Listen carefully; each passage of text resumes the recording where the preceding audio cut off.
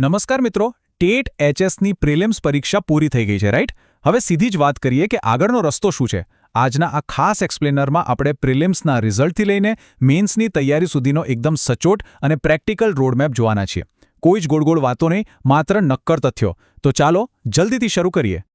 Exam હોલમાંથી બહાર આવતા જ એક અજીબ શાંતિ અને સાથે સાથે જબરદસ્ત ટેન્શન બંને ફીલ થાય, ખરું ને? મનમાં બસ એક જ સવાલ ઘૂમ્યા કરે કે હવે આગળ શું કરવાનું છે. બસ આ જ સવાલનો એકદમ પાક્કો અને પ્રેક્ટિકલ જવાબ આપણે શોધવાનો છે. તો આખી પ્રોસેસને આપણે 5 મેઇન સ્ટેપ્સમાં સમજીશું.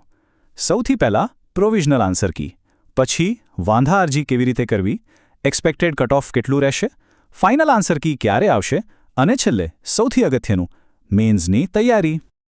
ચાલો જરાય સમય બગાડ્યા વિના સૌથી પહેલા સ્ટેપ પર જઈએ, પ્રોવિઝનલ આન્સર કી. 12મી એપ્રિલે લેવાયેલી એક્ઝામ પછી બધાને કાગડોલે રાહ હતી કે આન્સર કી ક્યારે આવશે. ફાઇનલી 2 મેના રોજ સ્ટેટ એક્ઝામિનેશન બોર્ડે પોતાની ઓફિશિયલ વેબસાઇટ પર પ્રોવિઝનલ આન્સર કી મૂકી દીધી છે. આ એક બહુ મોટી રાહત છે, કારણ કે હવે એક્ઝેક્ટલી ખબર પડી શકે કે સ્કોર ક્યાં પહોંચી રહ્યો છે. હવે આન્સર કી તો આવી ગઈ, પણ જો એમાં કોઈ ભૂલ દેખાય તો? આ છે આપણો બીજો મુદ્દો, વાંધા અરજી કઈ રીતે કરવી. અહીં ટાઈમિંગ બહુ જ ક્રિટિકલ છે. બોર્ડે વાંધા અરજી માટે 4 મેથી શરૂ કરીને માત્ર 10 મે સુધીનો જ સમય આપ્યો છે. બસ આ ટાઈમ વિન્ડો છે.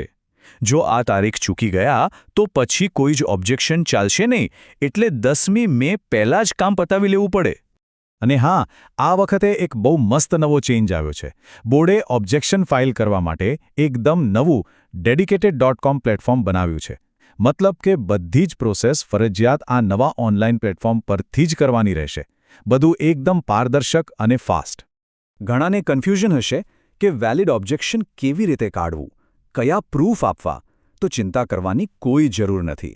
આવતીકાલે જ એક ડિટેલ ગાઈડ આવી રહી છે, જેમાં ઓથેન્ટિક પ્રૂફ સાથે ફોર્મ કેવી રીતે ભરવું એની A to Z માહિતી મળી જશે. ઓકે, હવે સૌથી હોટ ટોપિક પર આવીએ, જેની ચર્ચા અત્યારે દરેક જગ્યાએ થઈ રહી છે, એક્સપેક્ટેડ કટ ઓફ માર્ક્સ. બધાને એ જ જાણવું છે કે મેન્સ માટે પાસિંગ માર્ક્સ કેટલા હશે. જુઓ, રૂલ એકદમ સિમ્પલ અને ક્લિયર છે. અનરિઝર્વડ એટલે કે ઓપન કેટેગરી માટે 40%નો ક્રાઇટેરિયા છે, એટલે કે 200માંથી 80 માર્ક્સ. અને જો EWS, SC, ST કે OBC જેવી રિઝર્વડ કેટેગરીની વાત કરીએ તો એમના માટે 35%, એટલે કે 70 માર્ક્સ લાવવા કમ્પલસરી છે. આ એસીનો આંકડો બહુ જ ઇમ્પોર્ટન્ટ છે. જો ઓપન કેટેગરીમાં હોવ અને પ્રોવિઝનલ કી મુજબ 80 કે તેથી વધુ માર્ક્સ થઈ રહ્યા છે તો સમજો તમારો રસ્તો ક્લિયર છે.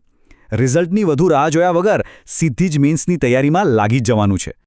અને રિઝર્વડ કેટેગરીના કેન્ડિડેટ્સ માટે આ મેજિક નંબર છે 70. 70 માર્ક્સ ટચ કર્યા એટલે મેન્સની ટિકિટ કન્ફર્મ સમજી લો. આ ઓફિશિયલ માપદંડ છે, એટલે આના બેઝ પર જ આગળનું પ્લાનિંગ કરવું જોઈએ. હવે ધારો કે કોઈને કટ ઓફ કરતાં 1-2 માર્ક્સ ઓછા થતા હોય તો શું? બિલકુલ નિરાશ થવાની જરૂર નથી. આ માત્ર પ્રોવિઝનલ કી છે. ઓબ્જેક્શન સોલ્વ થયા પછી જ્યારે ફાઇનલ આન્સર કી આવશે ત્યારે માર્ક્સમાં પ્લસ માઇનસ થવાના પૂરા ચાન્સીસ છે, એટલે આશા હજી બિલકુલ જીવંત છે. તો પછી આ ફાઇનલ આન્સર કી આવશે ક્યારે? ચાલો જોઈએ આપણો ચોથો મુદ્દો, ફાઇનલ આન્સર કીની તારીખો. જેમ આપણે પહેલાં વાત કરી, 10 મે એ વાંધા અરજી કરવાની છેલ્લી તારીખ છે. એ પછી બોર્ડના એક્સપર્ટ્સ બધું રિવ્યૂ કરશે અને એવું એક્સપેક્ટેડ છે કે 18થી 20 મેની વચ્ચે ફાઇનલ અને એકદમ પાક્કી આન્સર કી ડિક્લેર થઈ જશે.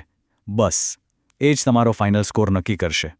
હવે આખા રોડમેપના સૌથી અગત્યના અને ફાઇનલ ડેસ્ટિનેશન પર આવી જઈએ, વિભાગ 5, મેન્સની તૈયારી. હવે મેન્સ ક્યારે લેવાશે? જુઓ, ઓરિજિનલ કેલેન્ડર પ્રમાણે તો મે મહિનામાં જ એક્ઝામ થવાની હતી, પણ પ્રિલિમ્સ થોડી પાછળ ગઈ, એટલે એની સીધી અસર મેન્સના શિડ્યુલ પર પડી છે. અત્યારની પરિસ્થિતિ જોતા પૂરી શક્યતા છે કે મેન્સ એક્ઝામ મે મહિનાના એન્ડમાં અથવા જૂનના પહેલા કે બીજા વીકમાં લેવાય. સાચું કહું ને તો આ એક ગોલ્ડન ચાન્સ છે, કારણ કે ડિસ્ક્રિપ્ટિવ તૈયારી માટે થોડો વધારાનો ટાઈમ મળી ગયો છે. પ્રિલિમ્સ અને મેન્સની ગેમ સાવ અલગ છે. મેન્સમાં લાંબા વર્ણનાત્મક જવાબો લખવાના છે, તો હવે ફોકસ ક્યાં કરવાનું છે? મુખ્યત્વે 3 વસ્તુઓ પર: નિબંધ લેખન, પત્ર લેખન અને ચર્ચાપત્ર. આ ત્રણેય ટોપિક્સ માત્ર તમારું નોલેજ નહીં, પણ તમારી લખવાની સ્પીડ, પ્રેઝન્ટેશન અને વિચારવાની રીતને ચેક કરશે. આની પ્રેક્ટિસ અત્યારથી જ શરૂ કરી દેવી પડે. તો મિત્રો, આ હતો પ્રોવિઝનલ કીથી લઈને મેન્સ સુધીનો આખો રોડમેપ. તારીખો, કટ ઓફ બધું જ હવે એકદમ ક્લિયર છે.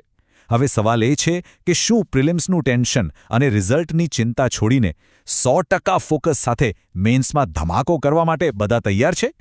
આ યાત્રામાં આગળ વધવા માટે સૌને ઓલ ધ બેસ્ટ. તૈયારી જબરદસ્ત ચાલુ રાખો અને ફરી મળીશું આવા જ એક ઉપયોગી એક્સપ્લેનર સાથે